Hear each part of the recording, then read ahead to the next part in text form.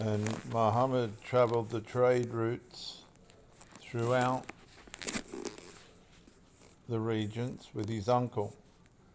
And as he travelled the trade routes, he learned all different kinds of religion, all different kinds of monotheism, polytheism. He saw all sorts of sacrifices and idols.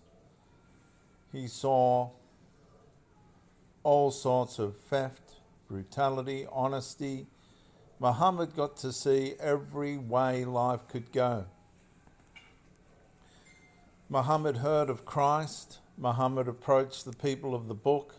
He wanted to be a prophet for the people of the book, but the people of the book wouldn't recognize, would not validate or authorize Muhammad.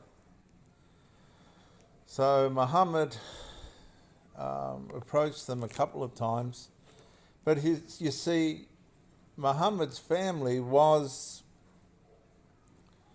in close proximity to Christians. The uncle or cousin, I think it might have been, uncle of Muhammad's wife was a Christian scribe,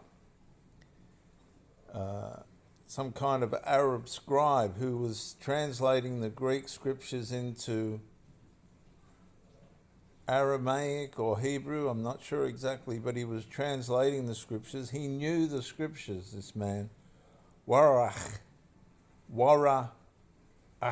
or something of that description. So Muhammad knew of the Messiah. Now, a lot of the trouble back then was that a lot of people didn't identify the Messiah the way in which they should have. Allah become flesh. Allah become flesh. And this is where Muhammad, when he come to the people of the book and they said, we cannot receive you, we cannot verify you, we cannot authenticate you, Muhammad should have stopped and asked one simple question. Why can't the people of the book verify me? Why can't they authenticate me? Why can't they receive me? But instead of being wise and being humble and asking himself, well, I've gathered all this information on the trade routes and throughout my life in business with my uncle and whatever else he did. And you see, at this point, he should have said, there's something missing in my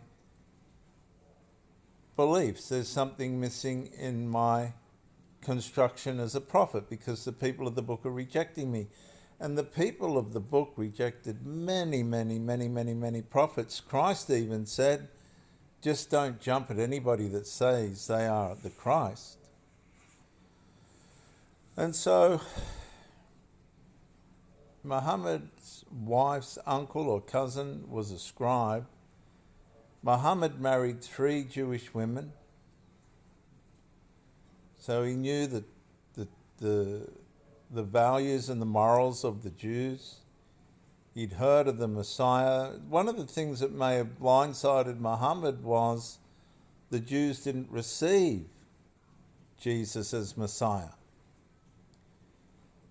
And this would have caused all sorts of complexities for many people across the Middle East, because comprehending who Jesus actually was come up against a lot of opposition. But there were people who knew who he was and believed who he was half a millennium before Muhammad even showed up. Half a millennium and some. 600 years, 650 years before Muhammad even showed up. So when Muhammad was rejected by the people of the book, he should have stopped. He should have had the sense to stop and say, I need to review my beliefs. The people of the book are the highest authorities. Who is this Messiah? But Muhammad chose to rebel. You see, Muhammad couldn't be received because he had heathen morality. He slept with young girls. He took any opportunity he could for sex, very similar to many today. And that wasn't the way of the people of the book. The people of the book had moral. But Muhammad lacked the moral and the fortitude and the wisdom to say, I haven't been accepted for a reason. I need to review and critique and refine my beliefs. There's something wrong. But instead, Muhammad decided to go his own way and begin to murder and destroy the people of the book.